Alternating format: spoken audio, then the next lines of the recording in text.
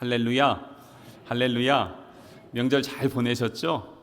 예, 명절 동안에 제일 많이 나온 이야기가 아유 왜 이렇게 더워 라는 말이었다고 합니다. 예, 폭염 중에도 그 다음에 또 우리를 시원케 했던 폭우 중에도 오래 지키시고 함께 하셨던 그 하나님, 이제 더 많은 열매를 기대하는 계절에 왔습니다. 우리 하나님께서 기뻐하시는 열매를 맺고 주께 영광 올려 드리는 우리 성남 가족 되시기를 주님의 이름으로 축복합니다. 사도행전의 말씀을 함께 나누고 있습니다. 10장에서 우리는 고넬료 가정을 통해 일하시고 역사하시는 하나님의 능력을 함께 보았습니다. 고넬료는 로마의 백부장이죠. 이스라엘의 지배자였습니다. 그런데 그에게 우리 하나님께서 찾아가 주시고 그의 가정에 베드로를 보내셔서 놀라운 은혜의 역사를 이루어 주셨습니다. 고넬료의 가정에 성령이 임재하였고 거기에 있는 모든 사람들이 세례를 받고 하나님 안에서 큰 기쁨을 누리게 되었습니다. 이게 이제 지난 시간에 우리가 함께 나누었던 그런 말씀이었고요. 거기 10장 그래서 맨 마지막 48절에 있는 말씀을 보면 뭐라고 되어 있냐면, 명하여 예수 그리스도의 이름으로 세례 베풀라 하니라. 그리고 그들이 베드로에게 며칠 더 머물기를 청하니라. 너무나 좋았던 거예요. 그래서 베드로에게 부탁을 합니다. 베드로 사도님, 여기 며칠 좀 더 계셔 주십시오. 베드로도 너무 기뻤습니다. 그래서 그들과 함께 그 안에서 교제했습니다. 성경에 며칠 머물러 있는지 기록이 되어 있지 않지만 여기에 있는 이 시간, 이 안에 있는 사람들은 너무나 행복했습니다. 왜냐하면 그동안에 베드로가 갖고 있었던 편협된, 그리고 관습적으로 여겨왔던 편견들, 이 모든 것들이 이 고넬료 가정에서 완전히 깨어졌습니다. 이방인에 대한 편견, 율법에 대한 자기들의 가치관들, 이 모든 것들도 하나님의 복음 앞에서 다 내려놓는 그러한 시간들이었습니다. 베드로가 이들과 함께 교제하면서 계속해서 자책했을 것 같아요. 내가 왜 이걸 몰랐을까? 왜 이 기쁨을 누리지 못했을까? 왜 이방인들 판단하고 하나님의 복음을 제안했을까? 그것 때문에 자책하면서도 그러면서 너무 기뻤을 거예요. 왜냐하면 이방인들도 예수님을 믿는구나, 저들에게도 성령의 기름 부으심이 역사하는구나, 하나님께서 차별하지 않으시는구나, 모든 사람들을 구원하시는구나. 그래서 그 안에서 예수님의 마지막 유언의 말씀 있잖아요. 예루살렘과 온 유대와 사마리아와 땅끝까지 증인되라 하셨는데, 이 땅끝이었던 로마 사람들의 그 마음속에도 예수 생명이 들어갔다는 것, 그것 때문에 주님 감사합니다. 이 고넬료 가정을 통해서 하나님께서 앞으로 어떤 일을 행하실지, 이 사람들을 통해서 하나님의 놀라운 계획과 비전을 기대하면서 이 안에서 이 사람들과 교제하게 될 것입니다. 그래서 이 고넬료의 가정은요, 지금 작은 천국입니다. 하나님의 나라가 그곳에 임했습니다. 그 안에는 이방인과 유대인들, 그리고 또한 인종과 국적, 유럽인과 아시아인들이죠. 그리고 또한 나라와 지역, 그 모든 갈등들, 계급이나 나이나 지역이나 언어나 그 어떤 것도 장애물이 되지 않는 곳, 그곳이 바로 오늘 이 고넬료의 가정이었고 하나님의 천국이 임한 기쁨을 누리는 은혜의 현장이었습니다. 너무 감사하죠. 그런데 이 감사함이 어디만 있냐? 이 고넬료 가정 안에 있는 사람들만 누리는 기쁨이었습니다. 그러면서 오늘 우리가 읽은 본문의 말씀이 시작이 됩니다. 11장에 오늘 이제 읽진 않았지만 앞부분하고 읽은 뒷부분을 보게 될 텐데, 이제는 고넬료 가정을 떠나서 이 베드로가 다시 자기의 집 고향인 예루살렘 교회로 이제 돌아가게 됩니다. 돌아오는 그 과정들 1절에 보면 이렇게 되어 있습니다. 유대에 있는 사도들과 형제들이 이방인들도 하나님의 말씀을 받았다함을 들었다는 것입니다. 그런데 2절에 보면 이상한 내용이 나와 있어요. 베드로가 예루살렘에 올라갔을 때 할례자들이 비난하고 있습니다. 아니, 복음을 전하고 돌아오는 지금 이 베드로에게 이 교회 안에 있는 할례자들이 비난을 하고 있다는 것입니다. 그러면 도대체 이 할례자들이 누굴까요? 사도행전 6장 7절에 보면 베드로가 복음을 전하죠. 복음을 전할 때 보면 3,000명, 5,000명, 그리고 나중에는 수단 허다한 무리들이 예수님을 믿고 이 교회 안에 들어왔습니다. 근데 거기에 사도행전 6장 7절에 보면 수많은 제사장들도 회심하고 교회로 들어옵니다. 그 안에는 바리새인들도 많이 있었습니다.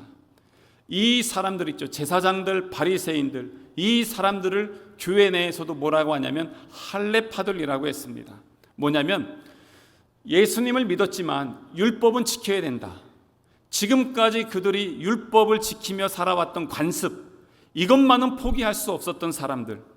그래서 이 사람들끼리 모여서 함께 예수님도 믿고 율법도 지키면서 계속해서 신앙생활을 했던 이 사람들이 할례파들이었습니다. 근데 이 사람들이 지금 베드로를 비난하는 것입니다.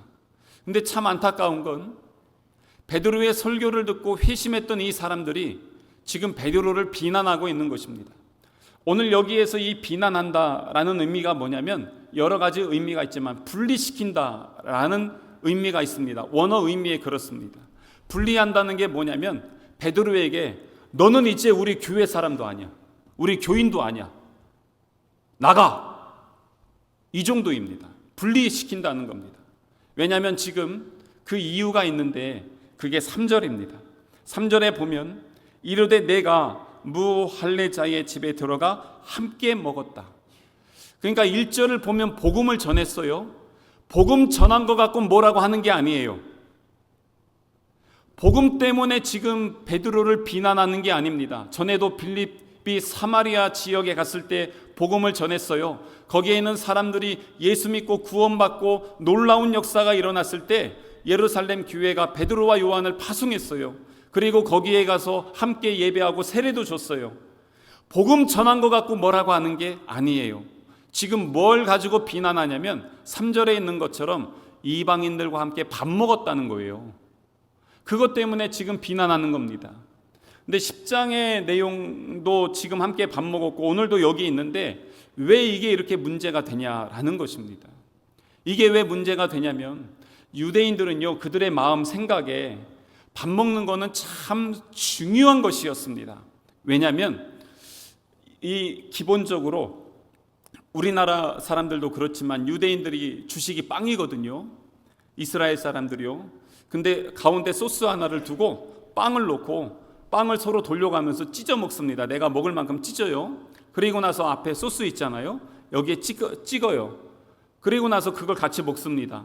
그렇게 하면서 먹는데 이게 뭐냐면 한 빵을 가지고 한 소스를 같이 먹으면서 우리는 이제 하나다라는 동질감을 느끼는 것입니다. 그러니까 지금 같이 밥을 먹는 거는 뭐냐면 이방인들과 동질감을 느끼고 이방인들을 지금 포용하고 함께했다는 겁니다. 지난번에도 말씀드렸지만 율법적으로 자기들은 거룩하고 이방인들은 불결하기 때문에 이방인과 함께하는 것 율법적으로 맞지 않다라고 그들은 믿었습니다. 그들은 이 관습에 매여 있었습니다. 그리고 이것을 철저하게 지켰고 이걸 지켜야 구원받는다라고 생각했습니다. 그런데 지금 그걸 베드로가 깬 거예요. 근데 이 심각한 문제가 뭐냐면 오늘 이 문제는요, 교회 내의 문제입니다. 교회 성도들. 당시에 예루살렘 교회 최고 지도자 하면은 베드로잖아요. 베드로가 설교해서 교회 공동체로 들어온 그 지역의 제사장들이나 바리새인이면은 이스라엘 사회에서 최고 지도층들입니다. 그러니까 교회 지도자와 교회 내에 있는 이 또 다른 지도자들이 서로 붙었어요. 비난합니다. 그러면서 이제 너는 우리 교인도 아니라고 하면서 엄청나게 지금 비난하는 겁니다. 이런 상황이 됐습니다. 이런 일들이 오늘 우리 주변에도 종종 있는 걸 보게 됩니다. 밖에서 있는 사람들이 교회를 비난하기도 하지만 교회 내에서 교회 성도들끼리 이렇게 싸움이 나는 경우들이 있습니다. 그래서 분열합니다. 때로는 그것 때문에 교회 신앙생활을 그만두시는 분들을 볼 수가 있습니다. 그래서 그분들에게 여쭤봅니다. 그분들 대답이 뭐냐면 예수님 싫어서 믿음 생활 포기하는 사람 거의 없습니다. 근데 뭐가 문제냐면 저 사람 때문에 제가 고상한 말로 그래서 그렇죠. 저 인간 때문에. 그래서 교회 안 나간다는 겁니다. 그런 일들이 얼마나 많이 있습니까? 그런데 가만히 이렇게 가서 이야기를 들어보면은 교회 내에 피해자는 엄청 많아요. 그런데 놀랍게도 가해자가 거의 없어요. 내가 무슨 말을 했는데 그 말 때문에 다른 사람이 상처받는 것은 전혀 몰라요. 그런데 다른 사람이 나에게 이런저런 말한 것 때문에 상처받은 사람은 너무 많아요. 그런 것처럼 지금 오늘 이 베드로와 교회 지도자들 할례파들 안에 이러한 지금 비난과 싸움이 지금 생기게 된 것입니다. 근데 이 문제가요, 복음하고는 전혀 상관없어요. 비본질적인 내용을 가지고 지금 이렇게 싸우고 있는 것입니다. 그런데 이렇게 우리도 보면, 아니 밥 먹는 게 그게 뭐가 그렇게 문제예요? 우리 생각대로 하면, 우리 문화적으로 하면 그거 전혀 문제 없잖아요. 같이 소스 이렇게 찍어서 먹는 거나, 우리 그 한국 사람들 보세요. 앞에 된장찌개 하나 딱 놓고 그냥 같은 숟가락 가지고 먹잖아요. 그러면서 어떻게 합니까? 먹다가 보니까 다른 반찬 숟가락으로 하면은 고춧가루나 다른 거 묻으면은 이거 어떻게 합니까? 내 혓바닥으로 침 이렇게 팍팍 닦은 다음에 깨끗하지? 이러면서 다시 된장찌개 넣어서 막 먹고, 이러면서 우리는 동질감을 느끼잖아요. 이 이스라엘 사람들도 그렇게 하는 거예요. 이게 뭐가 문제냐는 거예요. 근데 뭐가 문제냐? 자기들이 지금까지 믿어왔던 관습에는 안 맞다는 거예요. 그러니까 뭐가 문제냐면, 내 아는 이렇게 믿었고 나는 이렇게 신앙생활했는데 왜 당신은 틀리냐?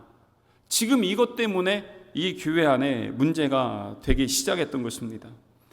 이거 참 어려워요. 생각보다 이 문제는요, 해결하기가 쉽지가 않습니다. 왜 그러냐면 우리나라의 교단이요, 몇백 개가 넘습니다. 장로교만 한 300개가 넘는다고 하고요. 그리고 다른 데 보면은 또 몇 군데 있는데, 하여튼 장로교회는 교단이 제일 많아요. 근데 교단이 분리되는 그 이유가 뭐냐? 다 이 본질적인 것, 하나님 사랑해서 교단 나누어지고 성도들 싸우고 교회 나가고 이런 경우는 없습니다. 다 뭐냐면, 나는 이렇게 믿었는데 왜 여긴 이렇게 하지 않느냐는 것입니다. 초대교회 때 우리 한국 교회에서 이런 일들이 있었습니다. 교회 내에 옛날에 우리 교회도 그 저쪽에 있을 때 나뭇바닥에 그냥 앉아서 예배 드렸거든요. 근데 대부분 교회들이 그랬어요. 그러다가 교회 방석 좀 깔자. 그랬더니 이제 방석파와 그냥 맨 바닥파로 이제 교회가 나눠지는 겁니다. 아니, 거룩하신 하나님 앞에 예배하는데 무릎 꿇고 예배하지 못할 망정 어떻게 방석에 앉아서 예배를 드릴 수 있냐? 이걸 가지고 이제 교회 내에서 싸우는 겁니다. 그런데 이제 잘 좀 정리가 됐어요.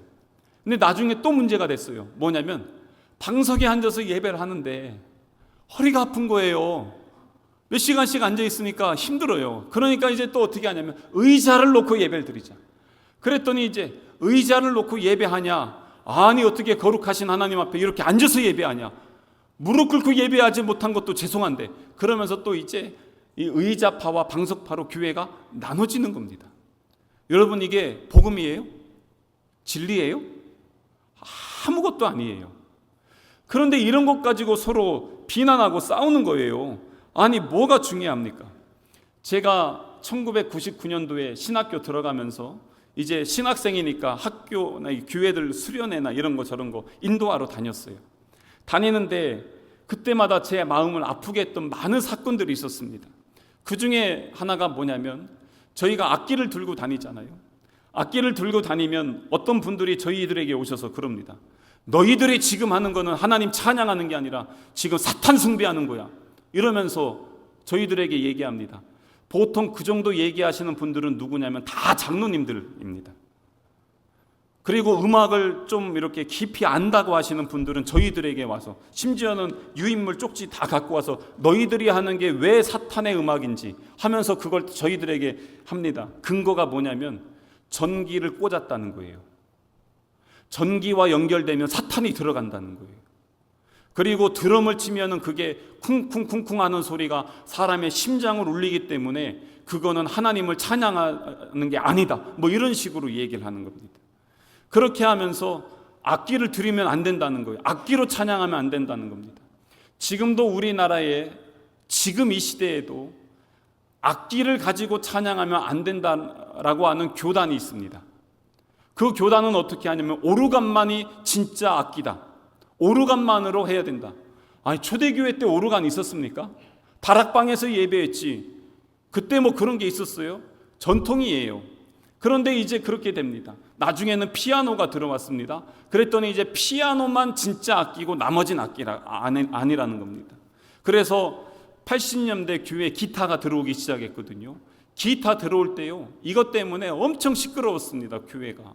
그런데 나중에는 이제 일렉 기타나 베이스 기타, 드럼이 들어가기 시작하니까요, 이때는 막 교회가 난리가 났어요. 한쪽에서는 낙원상가는 한국 교회가 먹여 살린다고 그러고요, 한쪽에서는 저 사탄의 음악하는 것들 하면서 난리가 났습니다. 근데 여러분, 이게 복음이에요?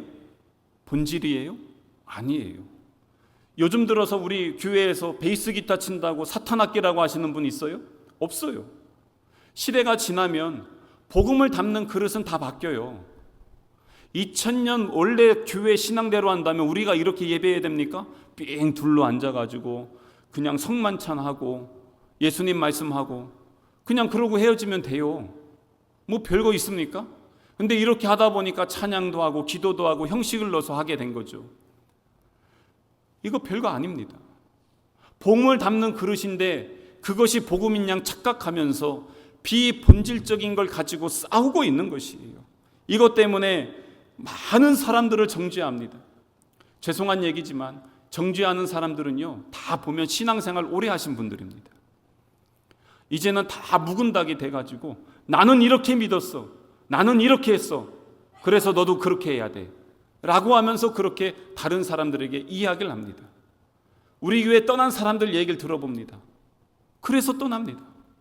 내가 했던 신앙 방식대로 하라는 거예요. 그런데 그게 진리냐는 거예요. 아니거든요. 그게 복음입니까? 아니거든요. 오늘 여기에 11장의 이 문제도 바로 그런 문제 때문에 그런 것이에요. 그래서 이것 때문에 지금 3절에 이 무할례자의 집에 들어가서 같이 밥 먹었다고, 아니 그게 그렇게 큰 문제인가? 그래서 지금 베드로에게 도전합니다. 당신 이제 우리 교인 아니다. 근데 이게 가정에서도 이런 문제들이 있고요, 교회 내에서도 이런 문제가 있어요. 부부싸움 하는 거 본질적인 거 갖고 싸우는 거 봤어요? 다 비본질적인 거 갖고 싸워요. 교회 내에서도 이 신앙생활 할 때 비본질적인 것들 때문에, 제가 연합회 활동 요즘 하잖아요. 근데 연합회 할 때마다 늘 고민하는 게 뭔지 아십니까? 순서지 만들 때 순서지에 누구 넣느냐, 얼마나 넣느냐, 어떻게 넣느냐, 누구 이름 넣느냐. 국회의원, 시의원, 도의원 다 오잖아요. 순서 어떻게 해야 되냐, 그 순서가 원래 있더라고요. 순서대로 해야 돼요. 그러지 않으면 안 된다고 거기에서 와서 막 우리한테 이렇게 저렇게 이야기를 해줍니다. 비본질적인 것들이에요. 그런데 거기에 에너지가요 70-80%가 들어갈 때도 있어요. 그러니 하나님의 복음이 어떻게 역사할 수 있겠어요? 그래서 이런 거 볼 때 안타깝습니다. 그런데 우리는 어떻습니까? 예수 믿고 변화된 사람들입니다. 하나님의 자녀된 사람들입니다. 그런즉 누구든지 그리스도 안에 있으면 새로운 피조물이라. 이전 것은 지나갔으니 보라 새롭게 되었도다. 새로운 자녀들입니다. 변화됐습니다. 교회는 날마다 변화되는 곳입니다. 변화되지 않으면 변질됩니다. 올해 신년을 맞이해서 우리 교회가 많은 변화가 있었습니다. 목장이 변화되고 오후 예배가 변화되고 새로운 예배들을 시작하고, 그러면서 금요 심야 기도회 때 성경 공부하면서 계속해서 변화를 해 나가고 있습니다. 정말 감사하게도 저희 교회 성도분들께서 이 변화에 참 힘든데도 불구하고 순종함으로 함께 여기까지 와주셔서 정말 감사드려요. 그럼에도 불구하고 아직 우리 안에 묵은 것들이 있다는 것을 한번 찾아봐야 됩니다. 그것 때문에 하나님의 역사, 하나님의 놀라운 은혜를 경험하지 못할 수도 있다는 것입니다. 내 신앙의 틀을 벗어버리지 못하면 더 큰 하나님의 일하심을 체험할 수가 없게 됩니다. 그러면서 내 신앙을 가지고 다른 사람들을 정죄하게 됩니다. 제가 청년 사역할 때 전에 교회 내에 한 청년이 있었어요. 얘는 교회 오면 늘 죄인입니다. 왜냐하면 이 청년이 이제 그 사회적으로는 되게 잘 나가요. 프로듀서도 하고 또 뭘 하냐면 그 타투를 합니다. 문신 그려주는 거 있잖아요. 이거를 합니다. 그래서 사회적으로 볼 때 엄청 잘 나갑니다. 뭐 세상 사람들이 알아주는 음악도 하고 하니까. 근데 교회 올 때는 어떻게 오냐면 한여름에도 긴팔을 입고 옵니다. 모자를 푹 쓰고 교회 오는데 사람들 눈 마주치지 않습니다. 그리고 나서 2층 맨 끝에 구석 잘 보이지 않는 그 자리에 들어가서 예배 시간 내내 이러고 숙여 있습니다. 저는 설교자니까 보이잖아요. 처음부터 끝까지 그러고 있다 끝나면요, 축도할 때 얼른 내려가서 도망갑니다. 왜 그러냐면 교회 왔는데 사람들이요 계속 정죄하는 거예요. 이런 문신하는 놈, 이런 나쁜 놈이 너희 그게 죄악이야 그게 하면서 얼마나 성도들이 욕을 했는지. 얘는 예수님 만나고 싶어요. 예배하고 싶어요. 어렸을 때부터 자기 신앙은 절대 변함이 없어요. 개인적으로 만나보면 신앙이 너무 좋아요. 하나님을 사랑해요. 그래서 예배 자리에 나와요. 근데 사람들이 너무 정죄해요. 그래서 교회 올 때마다 모자를 뒤집어 쓰고 구석에 숨어서 조용히 혼자 예배 드리다가 쏜살같이 도망가요. 무엇이 진짜 본질인가? 그래서 그런 사람들이 한둘이 아니었어요. 그래서 교회를 떠나는 청년들이 얼마나 많은지 아십니까? 요즘 30세대가 교회를 엄청나게 나갔어요. 가나안 성도들이라고 하는 사람들 대부분이 30, 40세대입니다. 그래서 교회가 엄청 노후화됐습니다. 근데 왜 그러냐? 기성세대들이 나처럼 하라는 거예요. 이렇게 하라는 거예요. 그런데 거기에 신앙생활하기가 힘든 거예요. 그렇게 말하시는 분들은 그렇게 잘하고 계십니까? 나는 그렇게 남들 볼 때 떳떳하고 의롭습니까? 그 의로움 때문에 지금 이 할례파들은 베드로를 비난하고 있는 거예요. 근데 이쯤 되면 베드로는 어떻게 해야 될까요? 옛날에 베드로 같으면요, 아주 혈기가 왕성한 사람입니다. 가만히 있는 사람이 아닙니다. 예수님 보면 막 뛰어들기도 하고요. 마태복음 16장에 보면 길거리에서 예수님과 거의 막 멱살 잡고 싸웁니다.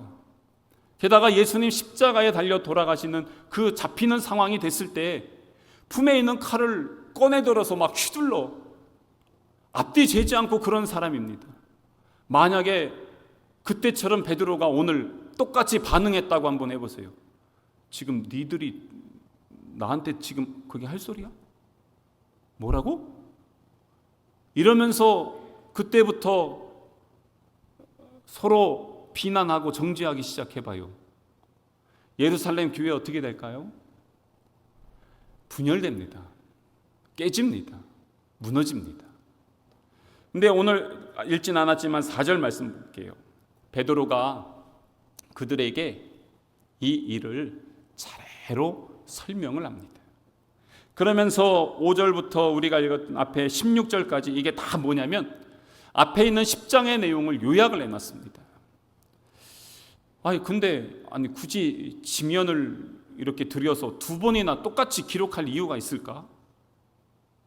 당시의 종이도 아까운데 어떤 성경 보면은 말라기에서 마태복음 1장까지는 한 페이지인데 시간이 400년 넘어가거든요.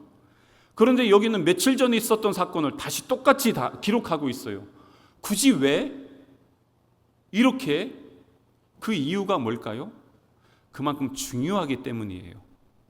10장에서는 이방인과 베드로의 편협한 세계관을 깨트려야 됐다면 11장에서는 예루살렘 교회에 있는 할례파들, 이 묵은 닭들, 이 종교주의자들, 이 사람들의 이 관습과 편협된 세계관, 편견들 다 깨트려야 되기 때문에 다시 똑같이 적어놨어요.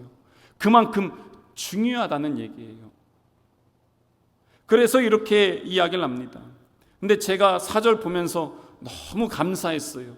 왜냐하면 베드로가 같이 혈기 부리지 않아요. 근데 그 이유가 뭐였을까? 그는 고넬료의 집에서 천국 경험하고 왔거든요. 내 안에 예수 생명 있어요. 그리고 이방인을 향한 관용함이 있어요. 여유로움이 있고 너그러움이 있어요. 하나님이 행하신 일들을 체험을 했어요. 깨어졌기 때문에 자기의 편협함과 편견과 옛날의 옛 습관 다 깨졌기 때문에 베드로는 더 성숙해진 거예요. 성숙했기 때문에 아직 그 사람들이 비난하고 조롱을 해도 그것에 휘둘리지 않는 거예요. 원래 보통 수준이 똑같은 사람들끼리 서로 싸웁니다. 근데 제가 초등학교에 하고 운동해봐요. 제가 어떻게 합니까? 보통 할아버지들이 손주들하고 놀아줄 때요, 손주가 빵야 그러면 할아버지가 하면서 죽는 척 해주죠. 뭡니까? 수준 맞춰주는 거예요. 지금 베드로가 어떻습니까? 여기 있는 예루살렘 교회 성도들 수준을 맞춰주는 겁니다. 그러면서 같이 갑니다. 그래서 성숙한 사람은요, 여유롭습니다. 너그럽습니다. 관용합니다. 이해하고요, 그들을 포용합니다. 그래서 여기에 있는 내용들을 쭉 썼는데, 쓴 내용들 보면은 앞에 있는 내용이잖아요. 근데 한마디로 얘기하면 그거예요. 근데 있잖아, 나도 그랬어. 그겁니다. 제가 요즘 유튜브에서 충청도 사람들 억양에 대한 내용들 나오더라고요. 제가 그거 보면서 막 엄청 웃었습니다. 여러분, 충청도 특히 서산 지역의 사람들의 대화 중에 그려 있잖아요. 그려 버전이 3개가 있습니다. 내가 당신의 말에 동의한다. 내가 당신의 말을 들었다. 내가 지금 나도 무슨 말 하는지 모른다. 이 3가지 의미가 그려 안에 담겨 있습니다. 근데 또 하나 있습니다. 이 있잖아요. 이게 이 버전의 해석이 뭐가 있냐면 4가지가 있습니다. 이것을 이해해야 충청도 사람들이 이야기하는 걸 알 수 있습니다. 그게 억양에 따라 다릅니다. 다 다릅니다. 이거에 따라서 다릅니다. 그러니까 지금 베드로는 같은 유대인이잖아요. 10장엔 이방인들과 얘기했고요, 오늘 여기선 같은 유대인들이에요. 그러니까 그걸 서로 알아요. 그러니까 그거 있잖아, 그거 그러면은 여기 있는 사람 이러면서 이제 아는 겁니다. 이게 오늘 여기 있는 11장 내용입니다. 제 말씀을 이해하시는 분은 토종 서산 분들이고 그러지 못한 분들은 이방인들이십니다. 그런데 이방인과 토종 서산 시민들이 하나가 되는 역사, 이게 복음의 역사 아니겠습니까? 근데 여기서 이렇게 얘기하는 그것, 참 그래서 제가 베드로에게 너무 감사한 거예요. 어떻게 이렇게 저들에게 잘 설명하고 저들을 이해하고 그렇게 함께 할 수 있었을까? 그래서 결론이 뭐냐? 베드로가 이렇게 했는데요, 17절에 다시 한번 보시겠어요? 그런즉 하나님이 우리 주 예수 그리스도를 믿을 때에 주신 것과 이 같은 선물을 그들에게도 주셨다. 이 선물이 뭡니까? 성령입니다. 성령. 그들에게도 성령을 주셨다. 그래서 내가 그들에게 세례를 주었다. 그런데 베드로가 어떻습니까? 초대교회 지도자입니다. 설교하면 3,000명, 5,000명 구원받고요, 안진뱅이 일으켰고요, 병자도 일으켰고요, 심지어 죽은 자도 살렸습니다. 이런 역사적인 하나님의 사람인 베드로가 17절 뒤에 보세요. 뭐라고 합니까? 내가 누구이기에 하나님을 능히 맡겠냐. 내가 아무리 큰 역사를 했다 해도 하나님에 비하면 세 발의 피예요. 하나님이 나에게 찾아오셨고요, 하나님이 가라고 해서 간 거고요, 하나님이 만나라고 해서 만났고요, 복음 전하라고 해서 복음 전했을 뿐이에요. 그런데 나도 이전에는 이 복음은 우리에게만 있을 줄 알았는데 저들에게도 있다는 거예요. 나에게만 예수 생명이 있는 줄 알았더니 저들에게도 예수 생명이 있는데, 나에게만 성령의 기름 부으심이 있는 게 아니라 저들에게도 성령의 기름 부으심이 있는데, 아니 하나님이 그러시는데 내가 어떻게 인정 안 할 수 있어요? 나 그래서 같이 밥 먹었어요. 그게 무슨 문제입니까? 내가 한 것이 아니라 하나님이 하신 겁니다. 그 이야기를 지금 17절에 합니다. 지금 서로 싸웠습니까? 아니에요. 내 안에 있는 천국, 하나님 나라 경험했던 이 기쁨을 베드로는 지금 나눠주고 있는 거예요. 그래서 싸움 나는데 한번 보세요. 다 수준이 고만고만해서 그래요. 근데 싸움 안 나는 데 있어요. 왜냐하면 거기에는요, 다름을 인정하고 그들을 존중하고 복음 안에서 하나 되기 위해서 내가 먼저 죽는 사람이 있기 때문에 그래요. 목장이 그런 곳이 되고 공동체와 가정이 그런 곳이 될 때 그곳에 하나님 나라가 역사하기 시작하는 것입니다.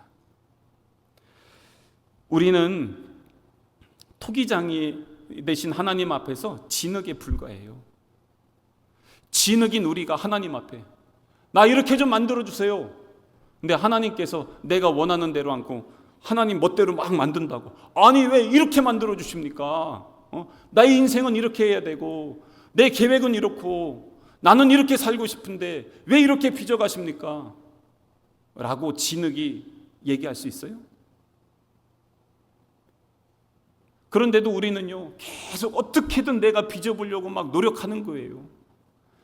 버티는 거예요. 하나님께서는 이렇게 만들어 가시는데 아니라는 거예요. 거부하는 거예요.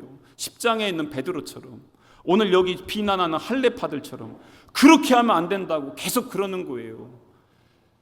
복음도 아닌 것 같고 왜 그렇게 매여 있었냐는 것입니다. 그런데 되돌아보니까 어떻습니까? 신앙생활을 오래 하신 분들이 경험하는 게 있어요. 아, 되돌아보니까 하나님이 내 인생을 만들어 가셨구나. 하나님은 실수하지 않으셨구나. 하나님은 그 자리에서도 나와 함께 하셨고 지금도 내 곁에 내 안에 역사하시는구나. 그것들을 경험하기 시작하면서 내 의지와 내 주권을 포기하고 주님 앞에 겸손하게 내려놓고, 주님, 이제 내가 나를 빚는 게 아니라 주님이 나를 빚어주십시오. 내가 원하는 삶이 아니라 하나님의 작품 되겠습니다. 결단하며 내 소유권과 주권을 주님 앞에 드리는 사람들, 그 사람들이 그리스도인들입니다.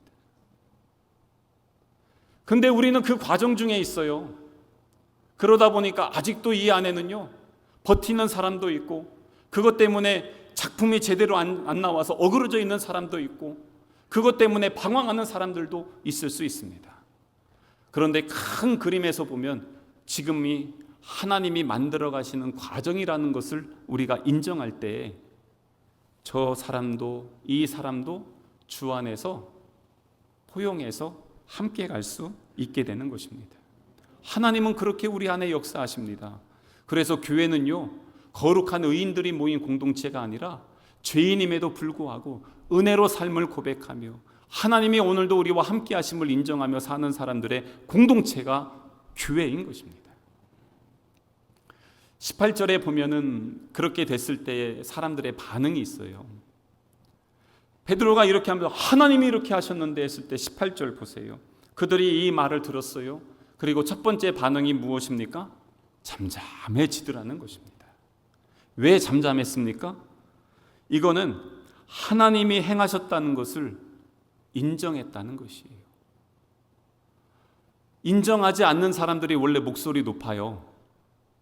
비본질 갖고도 자기가 맞다라고 하는 사람들끼리 소리가 높아지고 싸워요. 그런데 인정하면 잠잠해져요. 왜냐하면 하나님이 하시는구나라는 것을 보기 때문에 그래요. 그래서 잠잠한 것입니다. 그러면서 18절 뒤에 보면 하나님께 영광을 올려드리기 시작합니다. 하나님의 역사군요. 예수님의 유언처럼 땅끝까지 복음을 증거하시기 위한 하나님의 계획이셨군요. 하나님께 영광 올려드립니다. 그러면서 하나님께 나아가는 것입니다. 하나님이 하시는 일을 인정하는 것이죠. 그래서 뒤에 보세요. 그러면 하나님께서 이방인에게도 생명 얻는 회개를 주셨도다.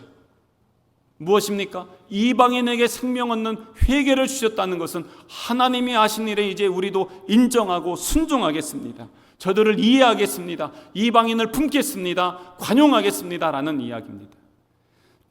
이게 얼마나 위대한 결단인 줄 아세요? 자기들이 태어나서부터 한 번도 거슬리지 않았던 율법에 매이지 않겠다는 선언이에요. 이제는 율법에 매이는 것이 아니라 복음에 사로잡혀 살겠다는 믿음의 고백인 거예요. 깨어지지 않으면, 무너지지 않으면 이 고백할 수가 없어요. 저는 매일 성경 봅니다. 매일 묵상합니다. 근데 성경이 날마다 새롭습니다. 날마다 저에게 도전합니다. 때로는 저를 책망합니다. 그래서 매일 무너집니다. 그러면서 매일 은혜를 받습니다. 그러면서 이 말씀을 가지고 나를 보기도 하지만 우리 교회를 봅니다. 여전히 우리 교회 불완전합니다. 연약합니다. 그럼에도 불구하고 하나님의 소망이 있음을 보게 됩니다. 그러기에 함께 주님의 몸된 교회를 세워서 가게 되는 것입니다. 교회는 그런 곳입니다. 이 인정함이 18절에 이 인정함이 있었기 때문에 이방인에게 복음을 증거할 수 있었고 이방인을 위해 선교할 수 있었고 그 복음이 우리에게까지 올 수 있었던 것이에요. 그래서 변화되어야 됩니다. 변화를 주저하거나 변화를 두려워하면 안 됩니다. 변화를 두려워하고 주저하게 되면 반드시 변질되게 되어 있습니다. 또한 우리는 본질을 붙잡아야 됩니다. 본질 외에 다른 것 갖고 매이지 않아도 돼요. 누가 와서 뭐 이랬네 저랬네 막 그래요. 그런데 어떤 분이 오셔서 목사님 이렇게 하라고 하는데 이게 성경에 있는 거예요? 이렇게 물어봐요. 왜냐하면 자기가 생각할 땐 아닌 것 같은데 그 사람은 꼭 그렇게 신앙생활 해야 된다라고 얘기하거든요. 그래서 저한테 오셔서 물어보세요. 제가 그럼 그래요. 그거 성경 없어요. 성경에 없는 거예요. 그 사람 신앙이에요. 그러면 뭐라고 하냐면 가서요. 목사님이 이렇게 얘기했는데 왜 네가 이러냐고 그러고 또 싸워요. 비본질에 매여 있어서 그래요. 뭐에 사로잡혀 있어야 된다고요? 본질 잡아야 돼요. 본질. 복음 붙잡아야 돼요. 복음에 다른 거예요. 다른 분들이 막 이래요. 여쭤봐요. 목사님 이거 해야 돼요. 저거 해야 돼요. 편한 대로 하세요. 원하시는 대로 하세요. 화분은 어떻게 나요? 뭐예요? 이런 것까지 사소한 거 물어볼 때 있어요. 아무렇게나 하세요. 이게 뭐 중요한 것도 아니에요. 이게 뭐가 중요합니까? 이게 복음입니까? 아니잖아요. 전에도 말씀드렸지만 들기름 참기름이 뭐가 중요합니까? 들기름파 참기름파 그거 싸울 거 하나도 없어요. 오늘은 이렇게 먹고 내일은 저렇게 먹으면 돼요. 그거 중요한 거 하나도 아니에요. 본질에 붙잡혀 있으면 비본질은요 그냥 여유롭게 넘어갈 수 있는 거예요. 그러면 차별이 없어져요. 분열이 없어져요. 갈등이 해결돼요. 그러면서 하나 되는 거예요. 오늘 11장에 오늘 우리가 읽은 말씀 보면 처음에는 비난과 분열로 시작했어요. 그런데 끝은 어떻습니까? 인정하고 하나 되어 하나님께 영광 올려드립니다. 끝이 좋아야 돼요. 치열하게 논쟁하는 거 저는 인정합니다. 하지만 본질 갖고 논쟁하진 않습니다. 또한 치열하게 논쟁하고 싸우지만 끝은 합력하여 선을 이루어 가야 됩니다. 우리 마음속에 그 소망을 품고 함께 가야 되는 것이에요. 그게 바로 하나님이 기뻐하시는 교회가 되는 것입니다. 우리 교회가 이런 교회가 되어서 하나님이 찾으시는 바로 그 교회, 하나님이 영광 받으시는 신년의 공동체로 함께 세움받기를 주님의 이름으로 축복합니다.